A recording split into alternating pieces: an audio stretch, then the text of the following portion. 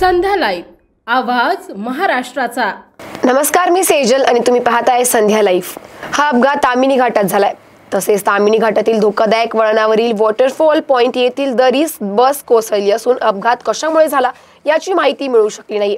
शुक्रवार 20 डिसेंबर रोजी सकाळी MH14GU 3405 ही बस चाकणवरून महाडला लग्नासाठी जात असताना हा सकाळी 10 वाजण्याच्या दरम्यान अपघात झाला याची माहिती मिळाली आहे। बसमध्ये 40 प्रवासी होते, यात 5 प्रवासी जागीच ठार झाले असून त्याची नावे अशी: संगीता धनंजय जाधव वय 35 वर्ष राहणारी पुणे, शिल्पा प्रदीप पवार 45 वर्ष, वंदना जाधव उर्फ सपकाळ वय 35 वर्ष, गौरव धनावडे वय 45 वर्ष, गणेश इंगळे वय 36 वर्ष राहणार अकोला बसचा क्लीनर असे 5 जण जागीच ठार झाले आहे।